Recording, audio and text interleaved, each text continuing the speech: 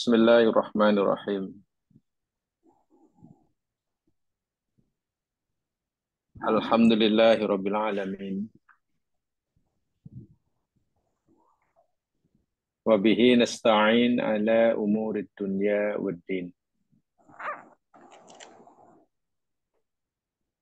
Salatu wassalamu ala asyrafil anbiya wal mursalin. Nabina Rasulina Muhammad wa ala alihi wa ashabihi wa atba'ihi ila yaumuddin.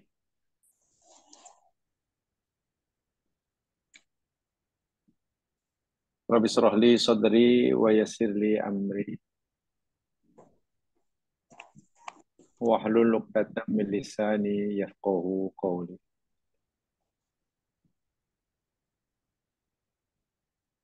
Allahumma inna na'udzubika min syarril fitnatil mahya wal mamat wa min syarri fitnatil masihid dajjal wa na'udzubika min adzabil qabri wa min adzabin nar.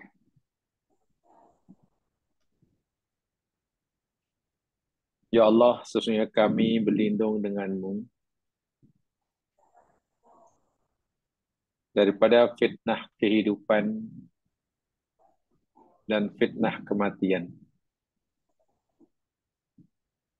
serta daripada fitnah Dajjal laknatullah alaih.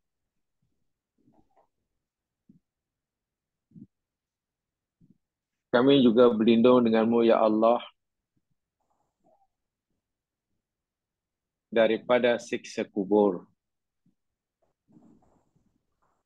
dan siksa api neraka. Amin. Ya Rabbal Alamin.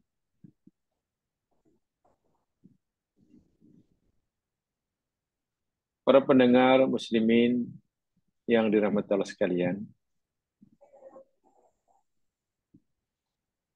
insyaallah kita akan teruskan siri kajian kita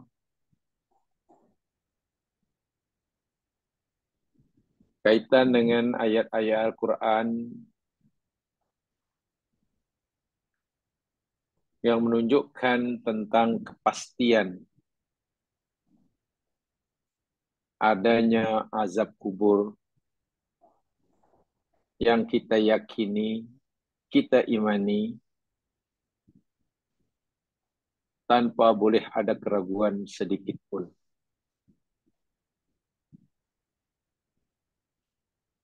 Yang ianya dijadikan oleh Allah sebagai ancaman bagi hamba-hambanya yang menderhakainya, lebih-lebih lagi yang tidak mempercayainya. Sekaligus ia juga sebagai peringatan yang tegas kepada hamba-hambanya yang salihin, mukminin, agar mereka tidak lekas-lekas, cepat-cepat merasa selamat daripadanya, selama ia masih menjalani kehidupan di dunia.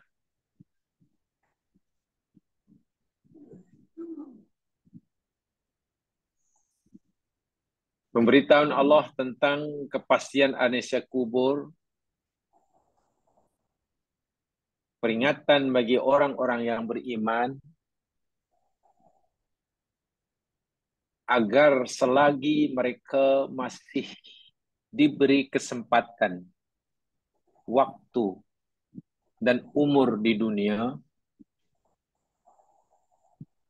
terus-menerus berusaha mengelakkan dirinya daripada melakukan perbuatan, amalan yang menjadi asbab tertimpanya siksa kubur.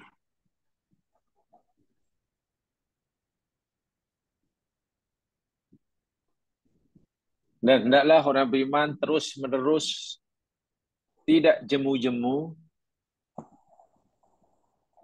menambahkan amalan, bekalan yang dapat menghalanginya, membentengi dirinya daripada siksa kubur, lebih-lebih lagi siksa neraka. Wa'iyadzubillah. Lebih-lebih lagi, siksa kubur bukan kita telah imani dan yakini akan kepastian adanya, tapi juga kita imani dan kita percayai ia akan ditimpakan oleh Allah kepada mereka yang layak, yang menimpa mereka sama ada jasmaniah mereka atau rohaniah mereka. Wa'iyadzubillah. Sebab itulah, di antara sekian banyak doa yang diajar oleh Nabi, dan termasuk doa yang sering Nabi panjatkan kepada Allah, memohon kepada Allah agar Allah lindungi baginda daripada siksa kubur. Jika seorang Rasulullah kekasih Allah yang maqam dan darjahnya sudah sangat tinggi dan sangat dekat dengan Allah, bahkan baginda Nabi orang yang paling kenal kepada Allah, yang paling kuat keyakinannya terhadap Allah dan adanya akhirat, itu pun masih selalu memohon perlindungan kepada Allah daripada siksa kubur, apatah lagi kita. Wahal perbuatan yang baginda lakukan sepanjang hayat, tidak ada perbuatan-perbuatan baginda yang boleh mengakibatkan baginda tertimpa siksa kubur. Bukankah itu memberikan isyarat yang jelas yang baginda berikan kepada kita sebagai umatnya, agar kita bukan setengah-setengah, bukan setengah hati, tapi hendaklah sepenuh hati dalam usaha kita memohon perlindungan kepada Allah Subhanahu wa Ta'ala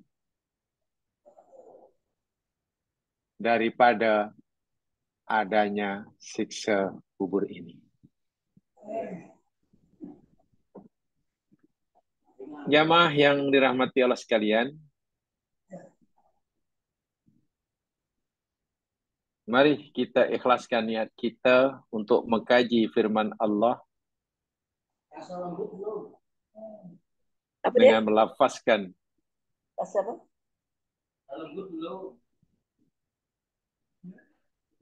ucapan basmalah.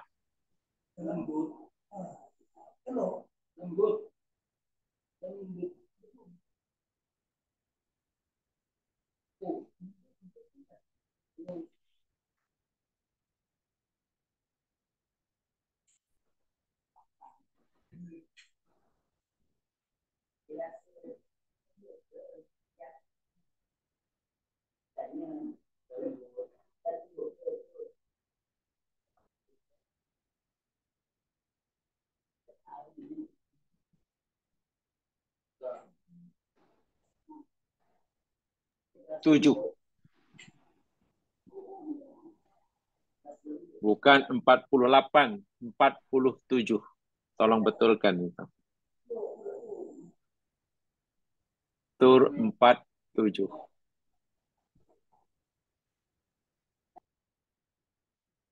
A'udzu billahi minasyaitonir rajim. Wa inna lilladzina zalamu 'adzaban duna dzalik walakinna aktsaruhum la ya'lamun. At-Tur 47. Tukar ya, bukan 48. Bermaksud wa inna dan sesungguhnya lilladzina bagi orang-orang yang zalamu mereka telah zalim. Yang ini merujuk kepada kekufuran dan syirik. Orang kafir musyrik, bagi mereka adaban, siksa, adab. Duna dalika, selain itu. Mereka ada azab selain itu. Azab yang berbeza. Walakinna dan tetapi aktsaruhum kebanyakan mereka la ya'lamun mereka tidak mengetahui. Tak tahu. Apa maksudnya? Saya bacakan dahulu penjelasan ringkas dalam nota itu sebelum saya coba uraikan lebih lanjut. Kaitan dengan ayat ini, terdapat banyak pandangan ulama. Antara pendapat mereka ialah azab sebelum mati. Apakah yang Allah masukkan azaban dalam ayat itu? Sesungguhnya bagi orang yang zalim akan memberikan azab. Azaban. Apa yang bukan azab itu? Ada di antara ulama tafsir berpendapat azab itu maksudnya yakni azab sebelum mati di dunia. Itu pendapat. Tapi pendapat Ibn Zaid pula ialah segala musibah dunia seperti kelaparan, kebuluran, sakit, bencana alam, dihantar benda, kematian anak, dan lain sebagainya. Itu azab duna dalik. Mujahid pula menafsirkan maksudnya ialah kelaparan dan kesusahan selama 7 tahun. Ibnu Abbas pula diriwayatkan daripada dua pendapat. Pertama, maksudnya pembunuhan mereka masa peperangan Badar. Pendapat kedua, kata Ibnu Abbas mengatakan maksud azab kubur. Dan ini disokong oleh Al-Bara bin Azib dan juga Ali bin Abi Thalib. Maksud uraian ringkas dalam nota itu ini. Di dalam surah At-Tur ayat 47 ini, Allah memberitahu kita bahwa orang-orang kafir musyrik akan mendapatkan azab selain azab itu. So, ada dua azab dari sini. Dapat azab selain azab itu. Apa yang dimaksudkan azab di sini? Dan apa yang dimaksudkan azab selain itu? Kan ada dua jenis azab. Pertama, yakni mereka dapat azab semasa hidupnya. Contoh kalau kita ambil pendapat Ibnu Abbas akhir itu, yakni kalah perang, pembunuhan yang mereka alami, rampas harta benda mereka, kesengsaraan hidup, ketakutan. Nah, itu azab. Dan mereka akan dapat azab selain azab sampai itu. Apa azab yang dimaksudkan? Nah, kata Ibnu Abbas yang disokong oleh Al-Bara dan juga Ali bin Abi Thalib, azab kubur.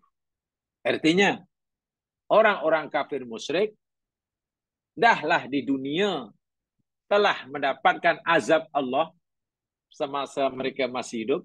Di alam barzah pun ada azab. Dan di situ kalimat azaban dalam bentuk nakirah. Tempoh hari saya nyatakan, bila Al-Quran bukan kalimat nakirah, kata nama yang indefinite noun, nakirah bukan makrifat. Pertama, ia merupakan ta'zim sya'ni. Untuk merupakan betapa besar, betapa dahsyatnya azab tersebut. Jadi bila Allah Subhanahu wa taala hendak memberitahu kita tentang azab yang sangat dahsyat, yang kemampuan hayalan kita pun tak mampu membayangkannya, digunakan nakirah. Jadi bila Allah kata azab, azaban, kita tak mampu nak membayangkannya. Apalagi mengetahui dengan pasti. Membayangkannya pun, karena kedahsyatan azab tersebut di luar kemampuan kita memikirkannya. Jangankan memikirkannya, menghayalkannya pun kita tak mampu. Karena masih lebih dahsyat daripada apa yang kita bayangkan. Itu azab kubur. Yang kedua, digunakan isim nakirah adaban, bukan al-azab, memberi maksud umum. Bermakna azab kubur yang mereka akan alami, pertama sangat dahsyat, sangat besar, kita tak mampu nak membayangkannya, dan yang kedua, jenisnya bermacam-macam. Bukan hanya satu jenis, tapi bermacam-macam jenisnya. Bermacam-macam jenisnya. Ini maksudnya. Di dunia sudah jelas. Sehingga orang-orang kafir, dengan sebab dosa mereka itu, dosa yang mereka lakukan, kekufuran yang mereka lakukan, syirik yang mereka lakukan itu, menjadi asbab, menjadi sebab turunnya azab. Dua jenis azab. Dalam ayat ini ya, satu azab dunia, kedua azab kubur. Dalam ayat ini. Walaupun sebenarnya bagi orang kafir, musyrik, mereka akan ditimpa tiga jenis azab. Dunia, alam barzah, dan alam akhirat. Tapi dalam ayat ini, yang karena kita bicara ini, dua. Dunia kena azab, apa puncanya? Dosa. Karena dosanya sangat besar, bahkan ibu segala dosa besar, yakni kafir syirik, maka azab yang Allah ancamkan kepada mereka pun azab yang sangat besar. Dari segi kualiti sangat dahsyat lagi besar. Dari segi kuantiti pun bermacam-macam. Puncanya apa? Dosa. Dan itu telah kita pelajari pada poin yang sebelumnya itu. Pada poin yang sebelumnya kita telah pelajari. Jadi pada poin yang ketujuh. Bahwa azab yang Allah timpakan pada mereka itu berpunca daripada dosa yang mereka lakukan. Salah satu kesimpulan yang tolong diingat betul. kaitan dosa dengan azab. Apa kaitan dosa dengan azab? Apa kaitan azab dengan dosa? Begini jemaah sekalian. Berlakunya azab yang menimpa seseorang itu pasti berpunca daripada dosa yang mereka lakukan. Saya ulangi. Azab itu berpunca daripada dosa yang dilakukan. Sehingga tidak ada azab yang Allah timpakan pada seorang hambanya kalau bukan kerana dosa yang mereka lakukan. Itu azab. Tetapi sebaliknya, dosa yang dilakukan oleh manusia tidak semestinya, tidak secara otomatik mengakibatkan azab. Tolong pahami betul-betul. Saya ulangi. Azab yang menimpa manusia itu pasti berpunca daripada dosa yang mereka lakukan. Pasti. Tapi tidak semua dosa akan secara otomatik akan berakibat azab. Tidak. Kenapa begitu? Ya, karena orang yang berdosa, ketika ia berdosa, sebenarnya bergantung kepada masya Allah. Allah tidak terus menyiksa orang itu akibat dosanya, walaupun Allah berkuasa, jika Allah menghendaki. Tetapi Allah subhanahu wa ta'ala biasanya menangguhkan balasan azab bagi dosa seseorang. Tangguh. Dalam masa penangguhan azab yang Allah berikan kepada hamba-Nya berdosa itu, satu di antara hikmahnya agar manusia bertaubat. Dan jika ia bertaubat, ya, azab diangkat oleh Allah. Azab tidak akan ada karena azab itu adanya azab pasti karena adanya dosa. Sekarang dosa dah tak ada. Macam mana tak ada? Dia sudah bertaubat. Yang kedua,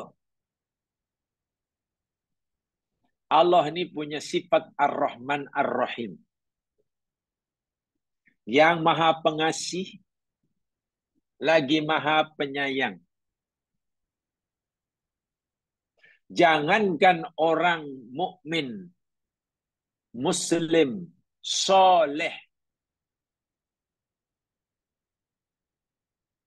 tidak Allah beri rahmat. Orang yang bersalah, bukan orang soleh, tapi orang salah. Bukan orang mukmin, tapi orang kafir. Orang yang banyak dosa pun Allah masih limpahkan kepadanya rahmat. Apakah rupa rahmat yang Allah berikan kepada orang berdosa? Yang pertama tadi saya sebutkan, ditangguhkan balasan azabnya bagi orang itu. Sehingga kalaulah hamba ini berdosa bulan ini, walaupun ia berhak disiksa oleh Allah, Allah tidak akan siksa bulan ini. Ditangguhkan. Dan itu rahmat. Tidak disegerakan. Dalam bahasa Arab dipanggil imhal. Allah tangguhkan. Bukan ihmal. Kalau ihmal itu mana diangkat azab. Ditiadakan azab. Azab tidak ditiadakan bagi hamba yang berdosa.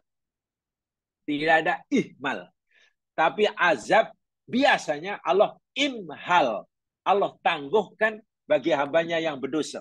Penangguhan itu adalah rahmat. Bentuk rahmat Allah kepada hambanya yang berdosa.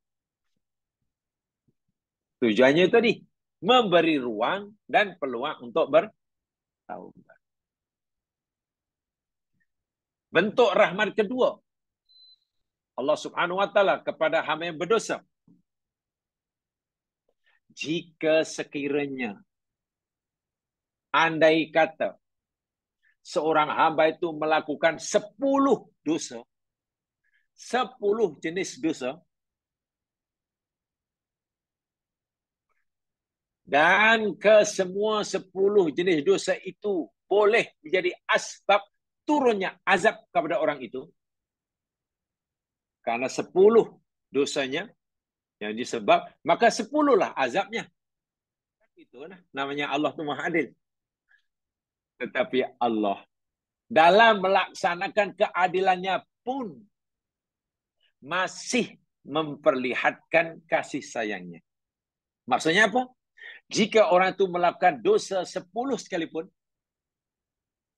mungkin hanya 4, mungkin hanya 5 daripada dosa yang lain itu yang Allah balas dengan azab. Yang 5 tidak. Masya Allah. Ini di dunia ya. Ini balas di dunia. Sepatutnya kalau 10 dosa, ya 10 lah azabnya. Tapi tidak. Jika orang itu buat 10, jika Allah timpakan azab pun, ya bukan azab itu hanya bagi sebagian dosanya saja. Daripada 10 itu. Mungkin 3 daripada 10, mungkin 4, mungkin 5. Itu rahmat. Di dunia. Jadi jangankan orang mukmin, jangankan orang mukmin, sedangkan orang kafir sekalipun disayangi oleh Allah Subhanahu wa taala. Lihat firman Allah Subhanahu wa taala jemaah sekalian di dalam surah Asy-Syura. Lihat ya, surah Asy-Syura ayat 30. Coba berikan. Surah Asy-Syura ayat 30.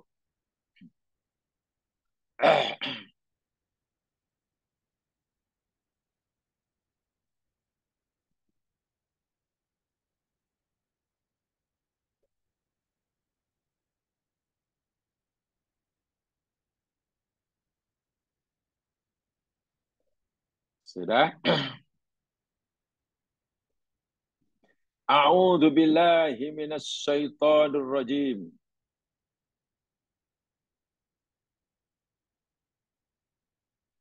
Wa ma asabakum min musibatin fabima kasabat aydikum wa ya'fu an katsir. Allahu akbar. Syura ayat 30.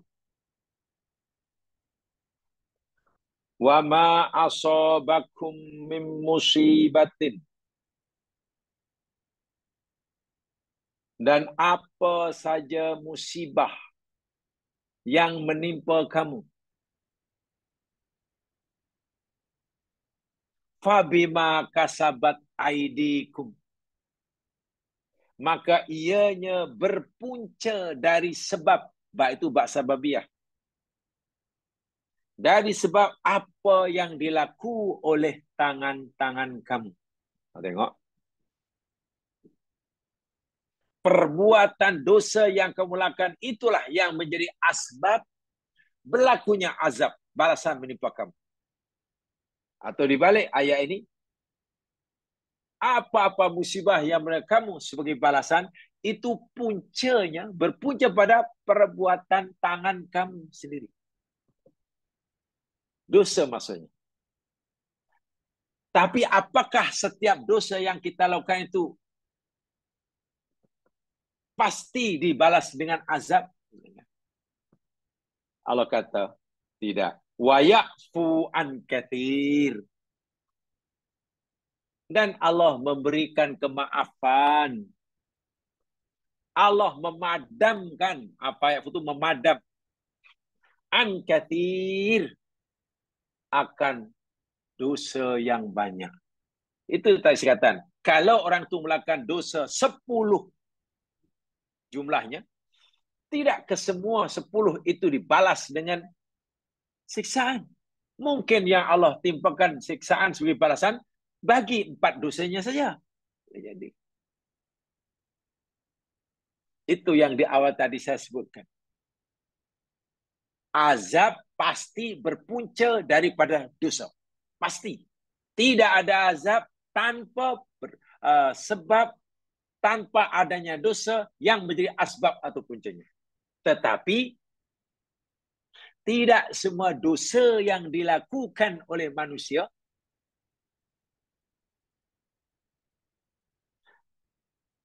akan berakibat azab bagi orang itu. Sebab apa? Boleh jadi Allah maafkan. Dan itulah rahmat Allah Subhanahu wa taala. Sebab itu saya katakan tadi. Dan ini berita yang sangat baik bagi kita jemaah sekalian. Ayat ini benar-benar memberikan kita harapan. Karena setiap manusia pasti berdosa. Pasti. Tidak ada yang maksum. Dan azab itu boleh menjadi punca siksa jika Allah kehendaki. Itu pulang pada Allah. Jika Allah kehendaki, dosa kita boleh diampunkan. Bila Allah menghendaki, dosa kita tak diampunkan dan mengakibatkan kita tersiksa dunia ataupun di alam barzah. Sebab itu, saya kata ini merupakan berita baik bagi semua manusia, sama ada orang-orang yang kaki dosa, atau orang-orang mukmin yang masih juga belum mampu meninggalkan dosa sepenuhnya, agar tidak ragu, agar tidak berhenti, tapi hendaklah terus bersemangat memohon pengampunan pada Allah Subhanahu wa taala. Bak kata-kata hikmah daripada golongan bijak pandai ulama-ulama kita dahulu. Ini bukan hadis Nabi, tapi ucapan hikmah. Ya, kata hikmah lah. Word of wisdom. Ulama. Dia kata, la tataraddad ruju'i ilallah.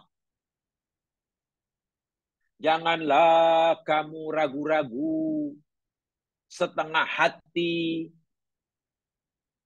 dalam usaha kamu kembali kepada Allah. Setiap kita ingin kembali pada Allah, ingin berubah daripada tak baik menjadi baik, ingin berubah daripada bengkok menjadi lurus, ingin berubah daripada melakukan kejahatan menjadi rajin melakukan amal soleh. Nah, dalam usaha kita ingin kembali kepada Allah, karena kita sudah berjauh daripada Allah, la tataraddad, jangan ragu-ragu, jangan setengah-setengah. Kena sungguh-sungguh. Hatta wa in kathurat ma'asika.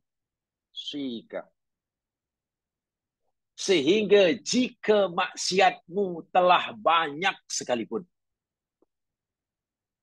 Sungguh pun maksiat kita ini sudah sebesar banjaran Himalaya sekalipun.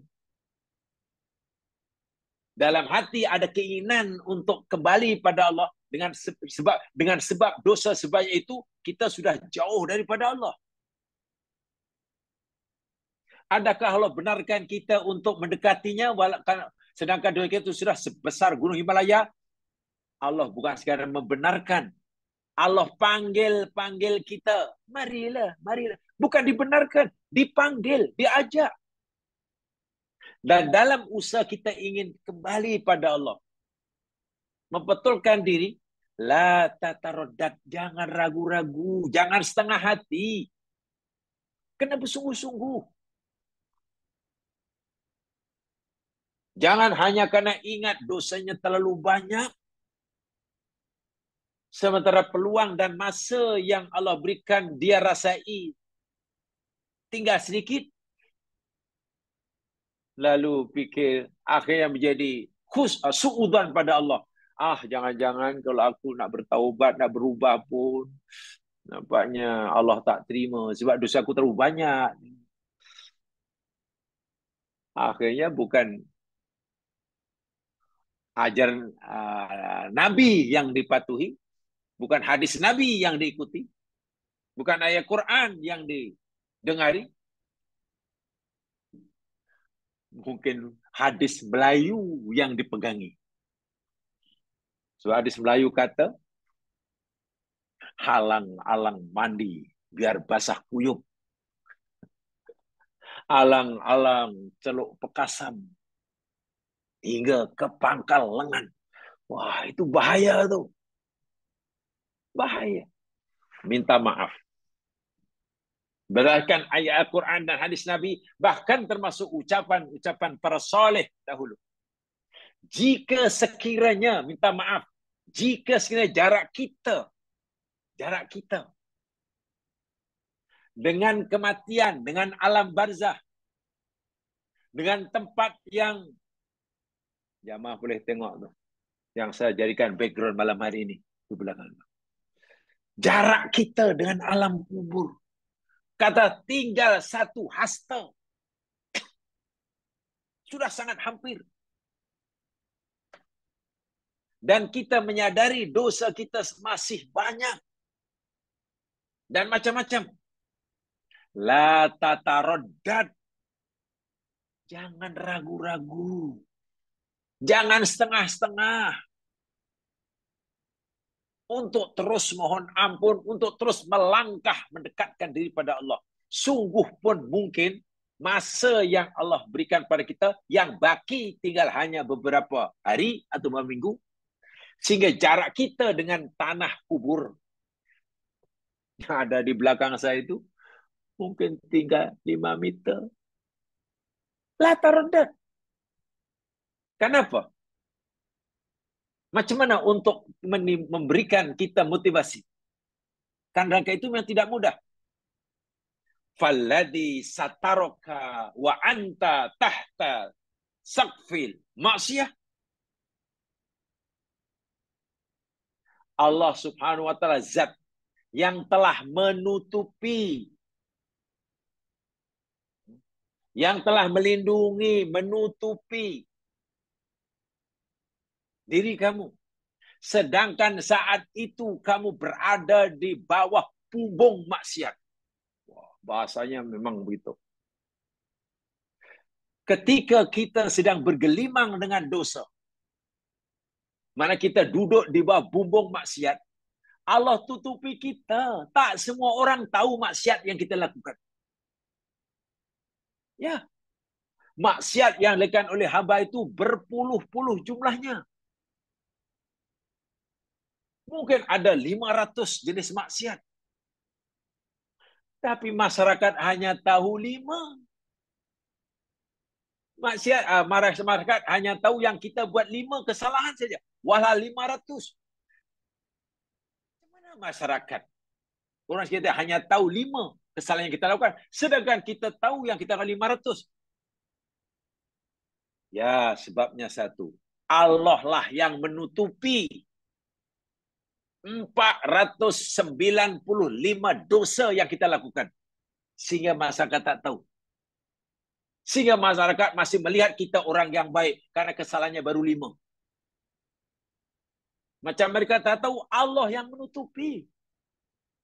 Nah, Allah yang menutupi kita, melindungi kita ketika kita bergelimang dalam maksiat, pastilah Allah yang sifatnya itu nanti layak dilaka wa anta tahta janahin ta'ah. Allah pasti tidak akan menghinakan kamu. Allah pasti tidak akan menipu kamu. mempermalukan kamu. Sedang kamu sekarang berada di dalam perjalanan menuju taubat dan ketaatan. Kalau orang hamba yang sedang bergelimang dengan dosa pun Allah tutupi dosanya supaya nama baiknya tidak hancur dalam pandangan manusia. Takkan Allah tak bantu hamba ini ketika ia sedang dalam perjalanan bertatih-tatih di jalan taubat, di jalan ketaatan. Ini penting bagi kita. Sebab amaran Allah keras. Orang-orang yang zalim, yang buat dosa itu ada siksa. Dan Allah berkuasa jika menghendaki. Walaupun Allah juga berkuasa memaafkan jika ia berkehendak. Allah berkehendak, Allah boleh maafkan. Tapi jangan kita terlalu yakin ketika kita punya dosa, kita terlalu yakin bahwa Allah pasti akan ampunkan. Sedang kita tidak ada usaha untuk minta ampun. Tak bolehlah. Tapi Quran kata dalam surah Asy-Syura, wa ya'fu an katsir. Allah sendiri yang berfirman, dia akan memaafkan banyak dosa kita. Maknanya dosa kita pasti, dari mana kita tahu? Lebih selamat nasib kita jumpa Allah ketika kita sudah pastikan mendapatkan pengampunan bagi dosa kita semasa kita hidup di dunia, daripada kita jumpa Allah, kita masih membawa dosa, dan kita yakin Allah akan ampunkan.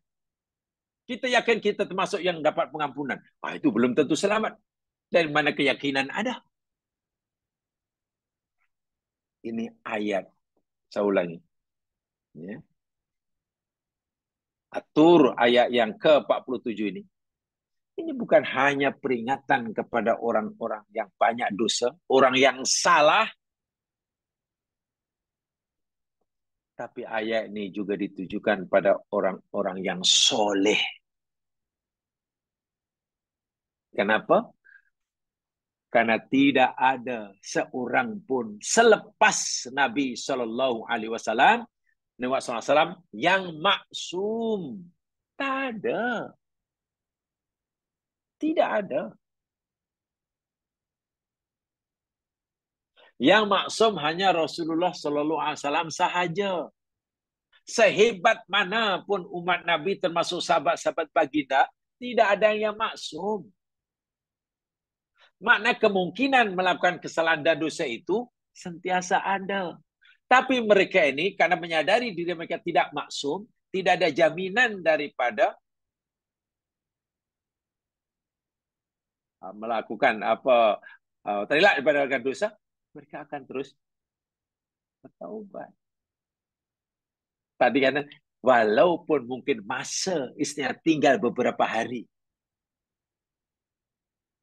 jarak antara kita sekarang dengan tempat yang kita nak pergi,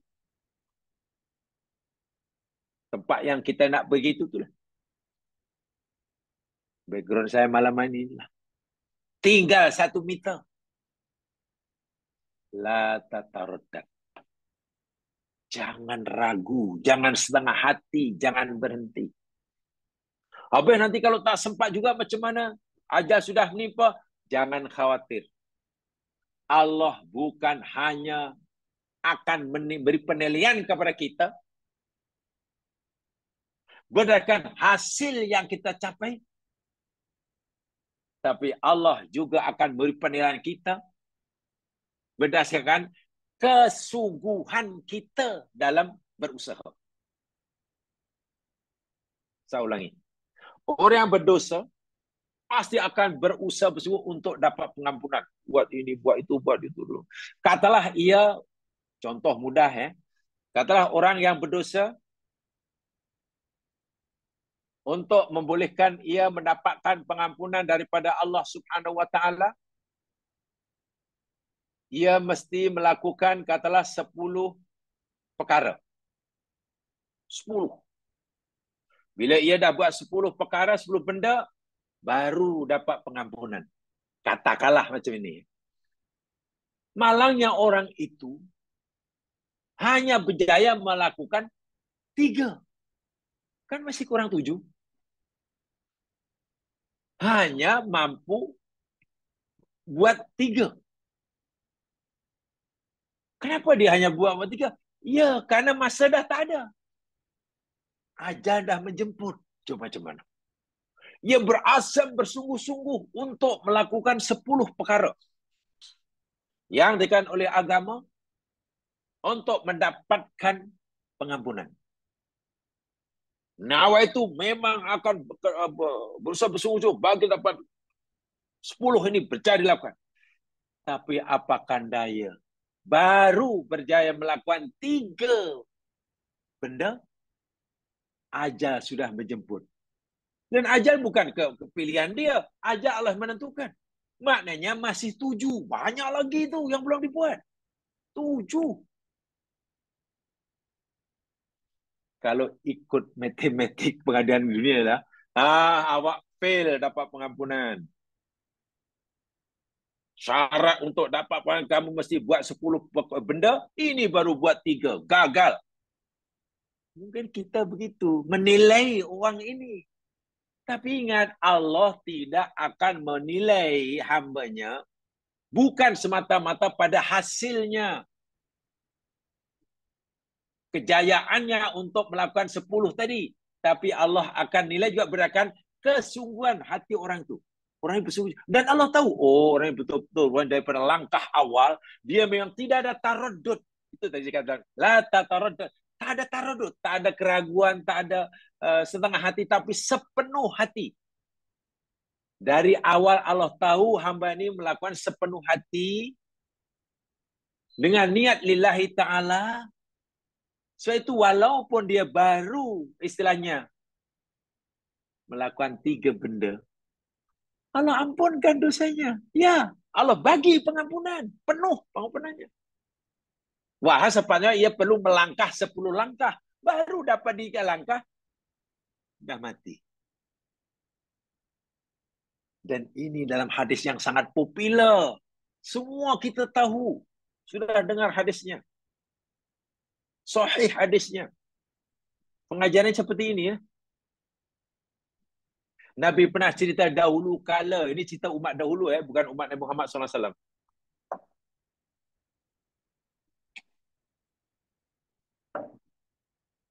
Ada seorang pembunuh bersiri. Pembunuh bersiri. Dan orang ini telah berjalan rekod dia telah membunuh 99 orang. Dibunuh. Tapi hatinya terus menyesal, ingin sekali membersihkan daripada dosa yang banyak dan besar itu. Keinginan untuk rujuk kepada Allah sangat kuat, tapi tak tahu macam mana caranya. Tapi keinginan tu Allah tahu. Oh, hati orang ni betul-betul ikhlas. Tapi tak tahu. Lepas itu pergi sana, pergi sini. Jumpa sana, jumpa sini. Nak tanya. Bagaimana cara hendak mendapat pengampunan? Masih adakah peluang untuk pengampunan? Umur sudah lanjut. Dosa sebanyak dan sebesar itu. Jumpalah orang alim. Orang ni yang dimana alim tapi tidak bijaksana. Tuan alim, aku telah berjaya membunuh 99 orang. Tapi keinginan aku untuk minta ampun pada Allah sangat kuat. Masih mungkinkah aku dapat pengampunan? Kalau ada, macam mana caranya? Orang alim tapi tak bijaksana ni mungkin tak tahulah bagi fatwa teruk sangat. Masa mudahnya orang alim kata, tiada esok bagimu.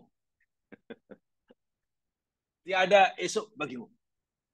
Maknanya kamu tak mungkin akan dapat pengampunan daripada Allah bagi dosamu.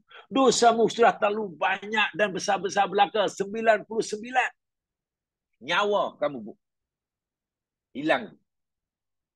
Umur kamu sudah setua ini.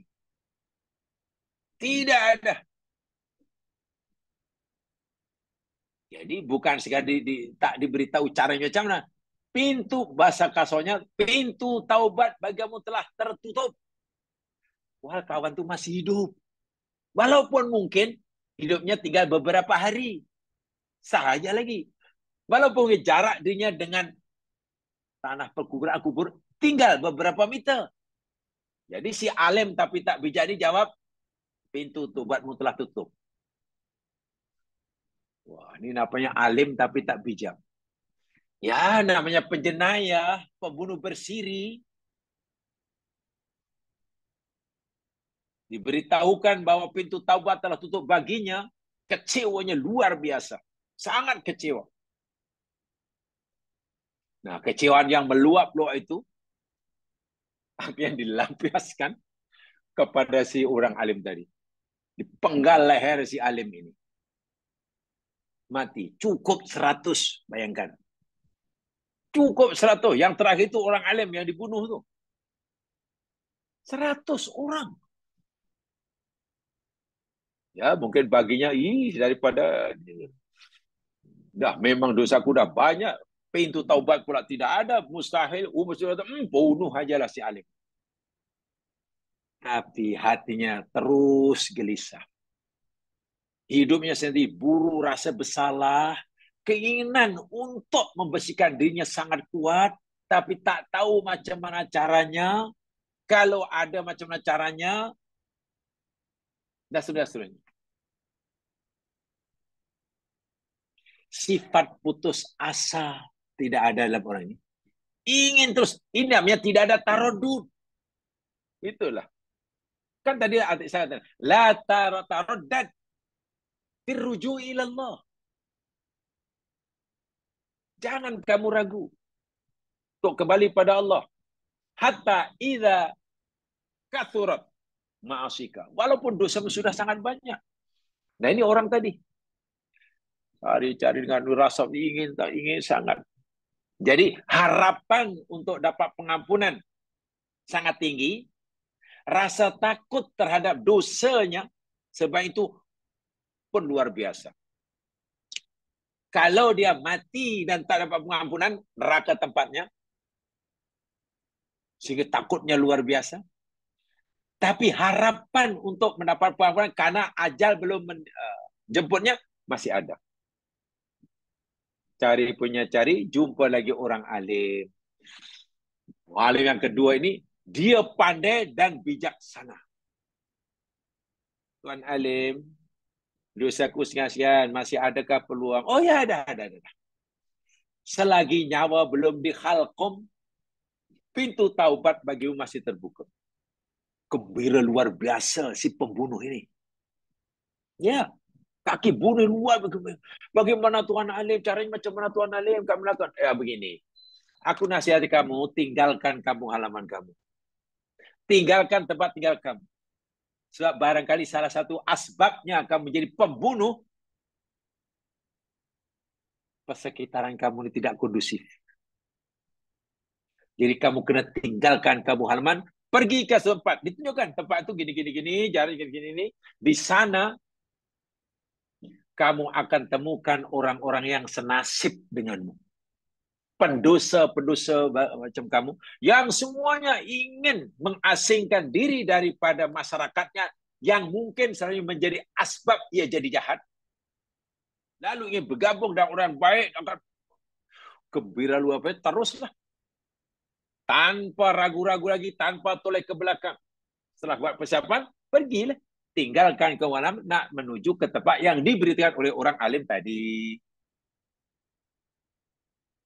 Dalam perjalanan tak tahu berapa jauh, tak disebutkan oleh Nabi. Berapa hari, Nabi tak sebutkan. Tapi subhanallah, masih jauh daripada tempat yang dituju. Masih dalam perjalanan. Ajal menjemputnya. Tengok. Malakul maut menjemputnya, mati dalam perjalanan, di tengah jalan. Nah, hadis itu diceritakan. Malakul rahmah datang karena ingin membawa rohnya. dengan penuh kasih sayang, karena ini hamba Allah yang dalam perjalanan taubat. Malakul azab, malaikat mengazab, ingin membawa rohnya, karena ini orang jahat. Rohnya mesti diperlakukan sebagai orang yang jahat. Bergaduh, berebut itu malakul rahmat dengan malakul azab. Merasa, kata malakul rahmat, aku yang berhak. Kata malakul azab, aku yang berhak.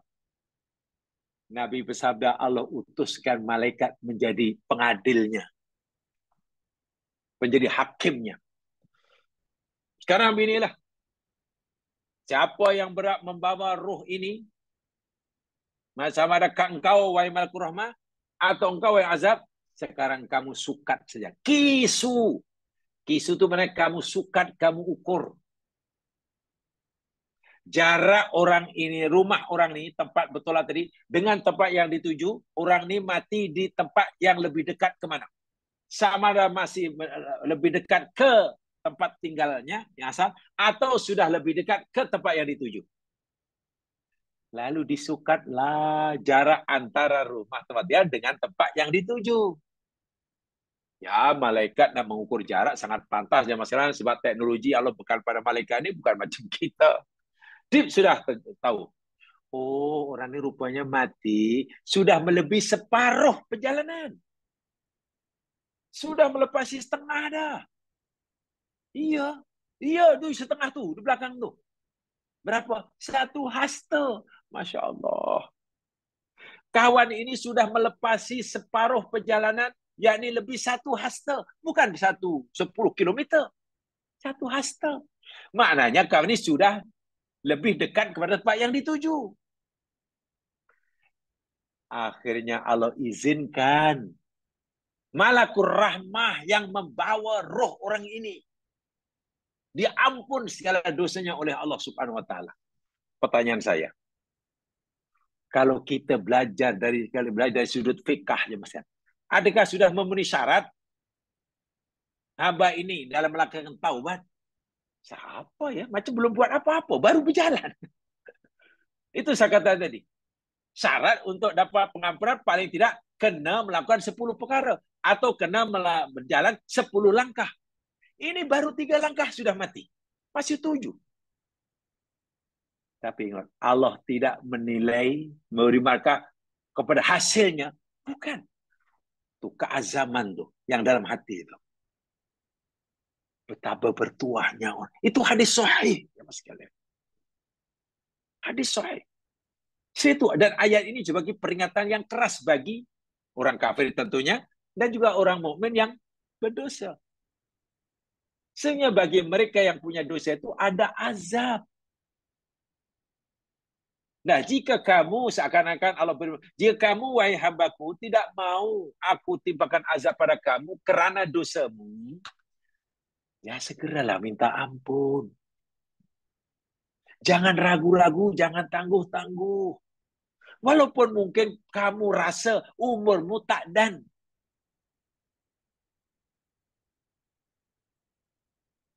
Jangan fikir yang lain bila masa katalah sudah tak begitu lama, jarak tak begitu jauh. Ya sudah, jangan terlalu fikir yang pelik-pelik. Fikir satu aja lah. Mohon ampun kepada Allah. Minta maaf jamaah sekalian. Bagi kita sekarang hari ini. Ini saya bercakap terus terang ya Mas Kan ya. Izinkan saya bercakap terus terang dalam bab ini. Saya percaya saya dan jamaah sekalian saat ini minta maaf sudah tidak muda lagi. Nanti saya gunakan bahasa sudah tidak muda lagi. Artinya kalau kita mau jujur menghitung buat calculation cara matematik, peruntukan umur dan masa yang Allah berikan pada kita di dunia, kalau kita bandingkan umur yang telah kita gunakan selama ini dengan umur yang baki, saya yakin dan percaya yang baki pasti kurang. Yang pasti sedikit. Yang kita gunakan pasti lebih banyak. Cara matematik ya. Kita jujur buat calculation. Ambil calculator, berapa agak umur yang Allah tetapkan buat saya ya. Ya, kita agak aja lah. Berpadukan hadis Nabi, purata umur umatku antara 60 hingga 70. Purata. Dan tidak ramai yang melebihi itu. Okeylah, kita bubur lah. Umur gua ada berapa? 100. Okeylah, 100 tahun. 100 tahun. Katalah umur yang Allah berikan kita 100 tahun. Jika kita mau jujur, yang baki. Bermula dari saat ini, dibandingkan yang lepas, saya yakin. Yang kita dah gunakan pasti lebih banyak daripada yang baki. Ya. Yang baki pasti kurang, makin kurang, makin kurang, makin kurang. Setiap pertambahan saat dan detik, maknanya peruntukan umur kurang bertambah. Sehingga orang buat pesta, buat parti, berdepati itu tak tahu apa yang diperingatinya. Oh, karena bertambahnya usia, bukan berkurangnya peruntukan masa. Tapi ingat, dan itu hakikat. Tapi tidak bolehlah kita hakikat yang kita makin dekat dengan masa yang Allah telah tetapkan. Jarak kita dengan tanah perkuburan makin hampir. Tidak boleh kita jadikan alasan untuk tarodud. Untuk kita berleka-leka. Untuk kita kalau berusaha pun setengah hati, bimbang, ragu. Tidak boleh. Contohnya tadi. Itu hadis sahih dan saya yakin semua sudah tahu hadis itu ya. Taubat yang dilakukan ibarat berjalan baru 3 langkah. Sedangkan sepatutnya ia perlu melakukan 10 langkah. Tapi Allah bagi markah penuh. Walaupun baru 3 langkah, Allah hapuskan dosanya. Sama dengan orang yang sudah sampai ke destinasi tujuh dan sudah taubat macam itu. Allahu Akbar. Begitulah rahmat Allah. Jadi sampai Allah Subhanahu wa taala yang memberi tahu pada kita tentang rahmatnya yang luas seperti itu, Allah juga memberikan peringatan yang keras. Dan termasuk peringatan yang keras ayat ini ya. Itu azab yang ada di alam kubur dan di akhirat. Tapi jangan lupa, ada juga balasan dosa. Balasan bagi dosa yang dilakukan oleh manusia itu, Allah segerakan di dunia. Di dunia. Ya. Sehingga apa saja kesusahan hidup yang Allah timpakan kepada manusia, itu karena kesalahan. Kebanyakan berpunya pada kesalahan kita. Supaya kita kembali. Bahwa ada musibah berlaku di dunia. Bencana yang berlaku sekarang ini bukan berpunca daripada dosa, katalah. Perintah semua dah buat. Ya, alhamdulillah. Larangan semua dah tinggal. Tapi masih juga orang itu tertimpa musibah, kesusahan. Nah, ini namanya ujian. Nah, kalau musibah itu menimpa pada orang yang baik-baik, namanya ujian. Tujuannya untuk meningkatkan kualiti imannya, tujuannya untuk meningkatkan makom dan darjah orang itu, tujuannya untuk menghapuskan saki bagi dosa yang masih tersisa dalam diri orang tersebut. Itu bila musibah menimpa orang yang baik. Tapi jika musibah itu menimpa pada orang baik yang berdosa, orang baik berdosa, ditimpa musibah. Nah, inilah benar-benar itu 100% untuk menghapuskan dosanya. bukan untuk meningkatkan imannya. Sebaliknya, jika musibah dunia itu menimpa orang kafir, musyrik, tidak ada akidah sikit pun pada Allah, itu namanya azab, bukan ujian. Itu namanya azab. Azab dunia. Nanti azab alam kubur lebih berat, azab akhirat lagi dahsyat. Ini bermakna orang-orang yang beriman di dunia oleh Allah tidak pernah diazab. Karena apapun yang menimpa orang yang beriman, sama ada itu sebagai ujian,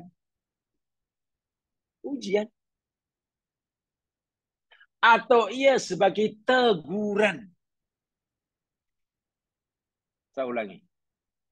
Musibah yang menimpa orang yang baik-baik di dunia hanya ada dua. Sama ada itu ujian untuk meningkatkan darjah dan makomnya.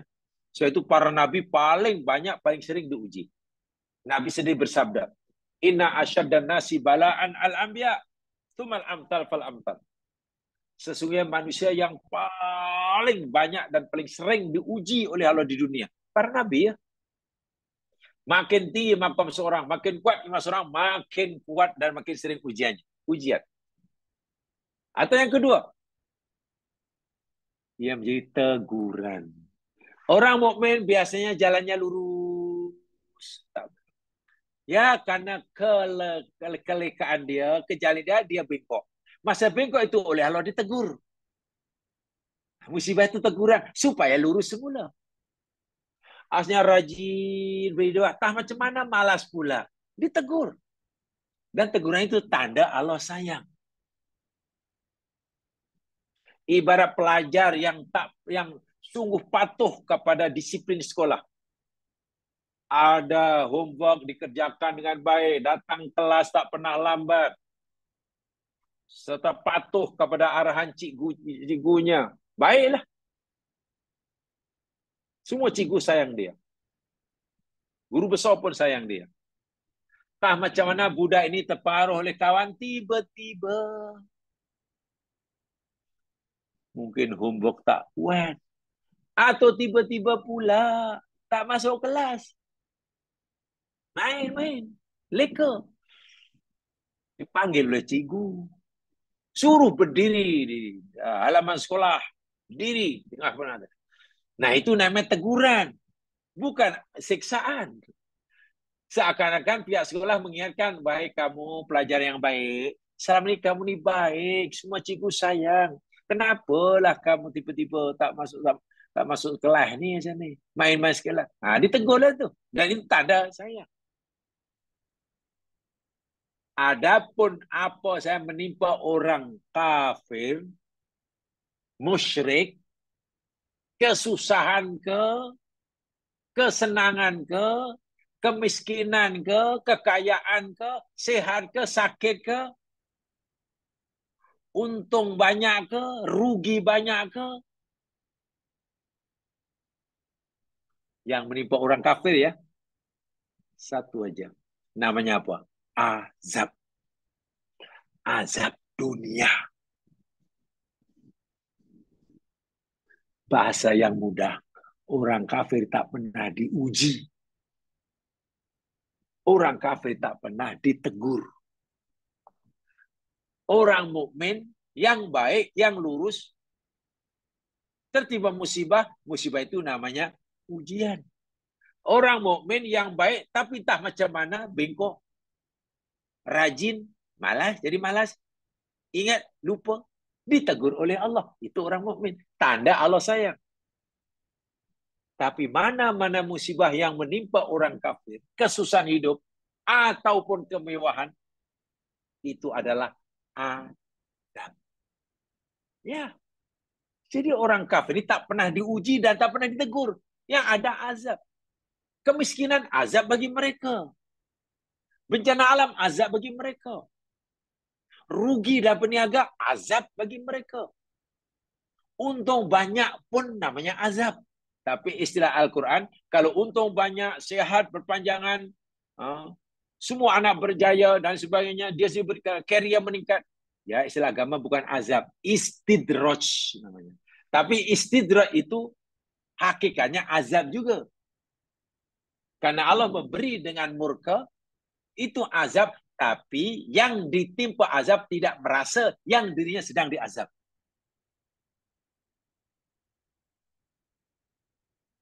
Ini dunia. Di alam barzah menunggu, dzamban, adaban, duna dalik. Di dunia sudah ada, masuk alam kubur pun ada, di akhir ada. Berkaitan dengan tajuk kita, ayat 47 atur ini, kita ada dua azab sajalah. Azab dunia, azab kubur. Walaupun hakikatnya azab bagi orang kafir ada tiga jenis. Dunia, alam kubur, dan akhirat. Orang mukmin tak pernah diazab. Di dunia tak pernah diazab. Orang mukmin paling-paling sama ada diuji atau ditegur. Akibat kesalahannya. Bila masuk alam barzah, mungkin baru ada azab, bukan teguran lagi. Jika si mukmin itu berdosa, dan dosanya Allah tak ampunkan hingga masuk ke liang lahat, maka dapat azab. Nah, yang menimpa orang mukmin akibat dosanya itu bukan ujian, itu bukan teguran, itu azab karena sudah berada di alam kubur. Dan tentulah jamaah sekalian, bila ia berlaku dalam kubur lebih dahsyat daripada berlaku di dunia. Bila berlaku di akhirat, yang namanya azab bukan lagi teguran. Sebanyak dosanya. Sebanyak mana, seberat mana. Ini. Jadi, maksudnya jangan hanya difahami bahwa ayat yang ke-47 surah apa namanya? Atur ini hanya diberikan kepada orang kafir saja, bukan. Ini juga berorang mukmin, termasuk kita. Termasuk kita. Siapa jamaah sekalian? Coba lihat ya ayat-ayat lain. Surah Ibrahim ayat 42. Coba.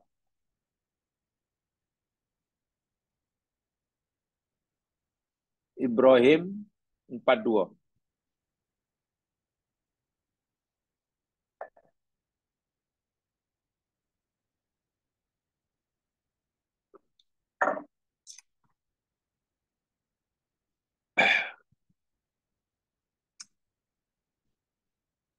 أعوذ بالله من الشيطان الرجيم ولا تحسبن الله غافلا عما يعمل الظالمون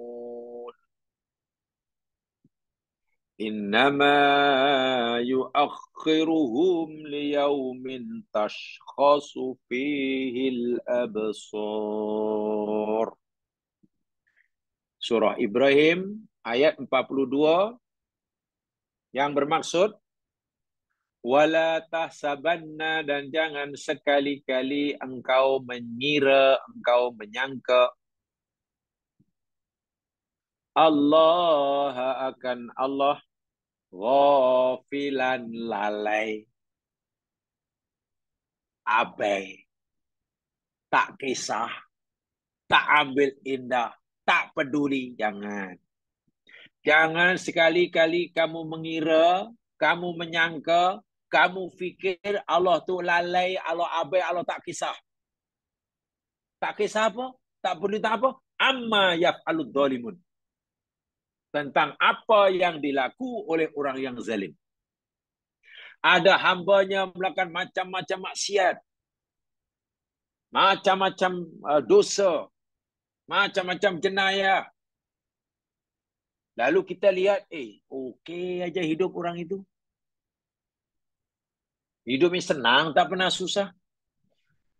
Usahanya semua berjaya. Masa COVID semua kena, dia okey tak langsung kena. Orang sakit, semua orang sakit, dia sihat. Semua orang rugi, dia untung. Semua orang susah, dia tak susah. Wah, dia tu banyak buat salah. Macam mana ni? Kalau kita terlintas dalam fikiran kita, ni macam mana ya Allah, dia tu jahat.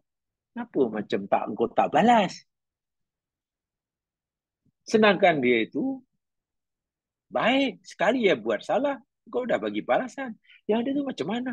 Kalaulah kod-kod terlintas fikiran seperti itu dalam hati kita. Kalau tegur dengan ini. Jangan sekali-kali kamu fikir macam tu ya.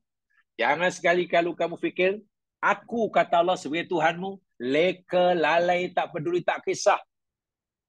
Tentang kezaliman yang akan oleh mereka. Tak. Aku ambil berat. Aku tahu. Aku tak lalai. Aku tak leka. Ya Allah, kalau engkau tak lalai, engkau tak leka, engkau tak abaikan, kenapa engkau masih biarkan aja hingga hari ini? Dosa mereka sudah melampau, ya Allah. Kenapa usaha mereka masih engkau jayakan? Mereka masih beri engkau kesenangan, kemewahan. Kalau engkau kata engkau tak leka, engkau tak kisah, buktinya mereka senang. Allah kata apa? Ingat, aku bukan tak kisah, aku bukan tak peduli, tapi innama yuakhiruhum liyaumin taskhasu fihil absar. Hanya saja jika hingga saat ini orang-orang yang banyak maksiat itu masih belum mendapatkan balasan, bukan kerana balasan itu tidak ada, hanya saja Allah Subhanahu wa taala tangguhkan. Yuakhiruhum, Allah tangguhkan balasannya. Bukan sekarang, betul. Bukan bulan ini, iya. Hanya ditangguhkan, bukan ditiadakan. Ditangguhkan hingga bila ya Allah penangguhan itu? Liyaumin taskhasu fihil absar. Bagi hari di mana pada hari itu mata pandangan mereka terbeliak. Mata terbeliak. Buka tapi tak boleh tutup. Itu mana taskhasu. Itu karena terbeliak ya. Terkejut sesuatu, pandang, mata terbuka, dia tak boleh tutup. Ya, maksudnya itulah. Ada mami, ini saat mereka didatangi malakul maut.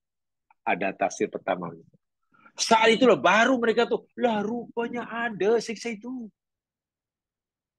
Selama ini kami tak yakin karena kami tak pernah merasa disiksa semasa hidup. Orang kata bila buat jahat ada siksa, buat jahat susah. Tapi kami okey aja. Sehingga kami tak percaya ada siksa. Rupanya ada.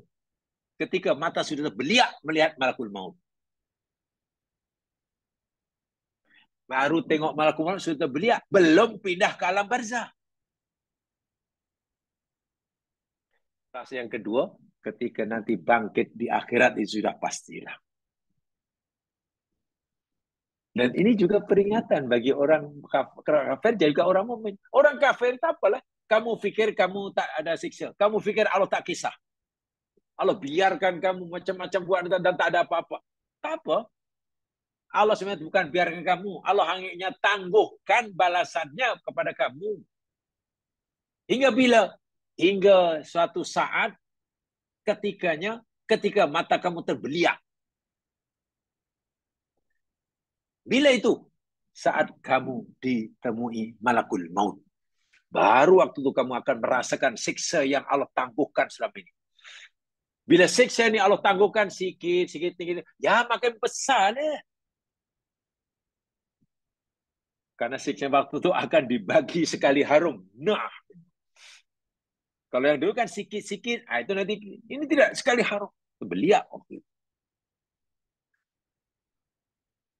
Dan juga peringatan bagi orang mukmin, jangan sampai orang mukmin ini berfikir berburuk sangka pada Allah. Ya Allah, kenapa kau ni macam kau biarkan aja hamba-Mu yang buat jahat. Dia dah melampau lah ya Allah, bunuh orang Islam.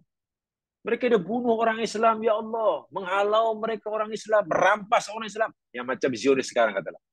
Kenapa engkau tak hancurkan dia, ya Allah? Dah lama dah. Bermula pada mereka mendirikan negara mereka tahun 1948, ya Allah. Dan kekejaman mereka muncak pada tahun 1967. Ya Allah. Dah berapa tahun dah. Kenapa engkau tak binasakan macam tadi? Jangan sampai kita suudon seperti itu. Hambamu yang mukmin, yang menderita, yang di luar semua berdoa sudah berbuih, ya Allah, daripada dahulu lagi. Mulai pada imam satu Masjid Haram hingga imam yang di kampung, ya Allah. Tapi kenapa mereka terus senang? Ekonomi mereka paling ke depan, teknologi paling hadapan. Dalam dunia penyiaran mereka nomor satu, dalam dunia penjurutaan di nomor wahid. Macam tak ada susahnya, Allah. Kalau kita ada fikir begitu, Allah tegur dengan ayat ini. Ibrahim ayat 47, 2. Wahai orang mukmin, jangan kamu kata macam tu. Jangan kamu fikir aku tak peduli, aku tak kisah. Tak. Siksa itu aku dah sediakan, tapi aku tak akan timpakan pada mereka sekarang. Tidak. Aku timpakan, aku tangguhkan. Hingga satu masa ketika mata mereka terbeliak. Allahu Akbar. Dan ini telah kita pelajari pada sini lepas. Sebelum pun masuk alam barzah, ketika mereka baru berjumpa malakul maut, dalam ayat telah kita pelajari sebelumnya, mereka hancur lebur menjadi apa dipanggil, pancing bags ya dipanggil. Jadi pancing bag oleh malaikat tumbuk lempang tu. Malaikat yang menumbuk nala mereka itu belum mati. Sebelum mati dah berasa azabnya. Masuk alam barzah lagilah dahsyat. Lagi dahsyat. Ini peringatan yang sangat keras sebetulnya. Jadi jamaah sekalian, karena mungkin kita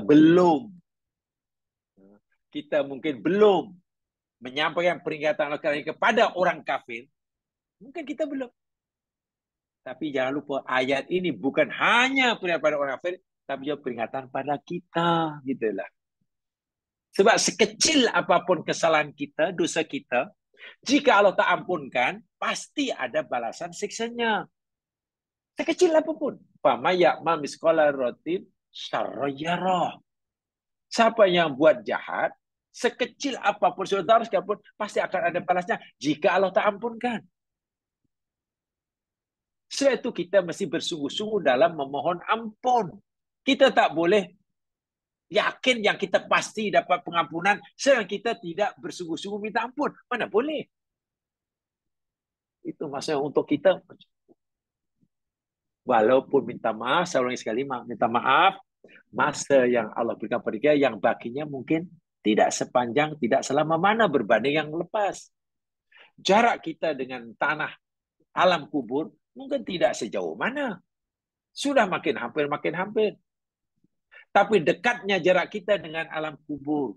Singkatnya masa yang bagi untuk kita jual maut. Jangan jadikan alasan untuk kita tidak berbuat. Untuk kita tarodud. Untuk kita putus harapan. Itu maksudnya. Mengambil pelajaran daripada pembunuh bersiri yang berjaya membunuh 100 orang. Akhirnya Allah ampunkan begitu mudahnya. Kenapa Allah melihat yang dalam hati? Oh, hamba aku ini betul bersungguh-sungguh di hatinya. Dia betul-betul hatinya dipenuhi rasa takut yang luar biasa setiap kali mengingati dosanya. Pada masa yang sama, hatinya dipenuhi dengan rasa harapan yang menggunung untuk mendapatkan pengampunanku. Gabungan antara roja dan khauf, khauf dan roja itu yang Allah ketahui dalam hati orang ini, si pembunuh bersiri itu. Akhirnya mati ketika hatinya dipenuhi oleh dua perasaan, rasa takut dan rasa mengharap. Khauf dan roja. Itu akhirnya, Masya Allah, diampun dosanya. Dan itu ada hadisnya dalam berkaitan dengan apa namanya, ahkamul janazah hadisnya. Nabi bersabda, siapa saja dalam keadaan yang seperti ini, orang itu sahabat itu sedang sakit, sakit penat, yang menyatakan kematiannya. Nabi bersabda, Nabi ikut ziarah dan Nabi memberitahu, siapa saya yang dalam keadaan seperti ini, mana dah dekat nak mati, dan dalam hatinya ada dua perasaan, takut dan rojak, dan harap, rojak, khauf, mati dalam keadaan hatinya ada dua sifat ni, khauf, rojak, maka Allah Subhanahu wa taala akan bebaskan dari rasa takutnya. Nanti di alam barzah dan seterusnya, Allah akan bebaskan dia daripada apa yang dia takuti, dan Allah akan berikan kepadanya apa yang dia harapkan. Masya Allah. Itulah husnul khotimah. Itu kejayaan yang luar biasa. Dan peluang untuk mendapatkan yang luar biasa ini, Allah berikan pada semua hambanya, apapun background pendidikannya, background sosial ekonominya, tak kira orang kampung atau orang bandar, tua ataupun muda, laki atau perempuan, sama. Dan itu kejayaan yang sebenar-benarnya. Karena dengan begitu, boleh menyelamatkan ia daripada siksa kubur, siksa neraka, sebaliknya berat mendapatkan nikmat kubur dan nikmat akhirat. Jemaah sekalian, mudah-mudahan kita dimasukkan oleh Allah dalam golongan seperti ini, yang benar-benar mengambil berat tentang perkara ini.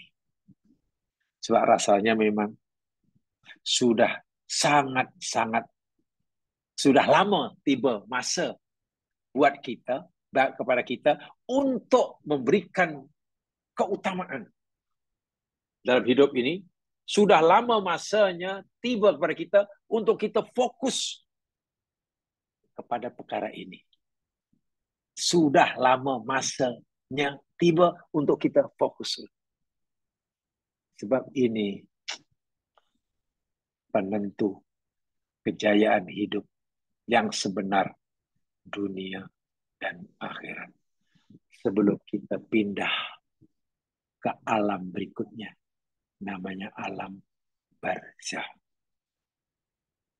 Mudah-mudahan Allah sentiasa bantu kita, memberi kita kejar ridhonya, meringankan anggota tubuh kita dalam mengusahakan mencapai cita-cita yang mulia sesuai dengan permintaan Allah Subhanahu wa taala.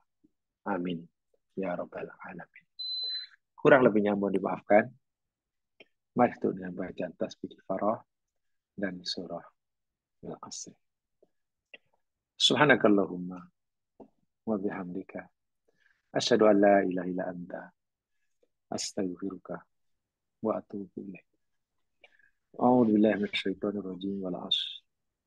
Innal insana lafi khusr illa alladziina aamanu wa 'amilus shalihaat wa tawashaw bil haqq wa tawashaw bis sabr. Assalamualaikum warahmatullahi wabarakatuh.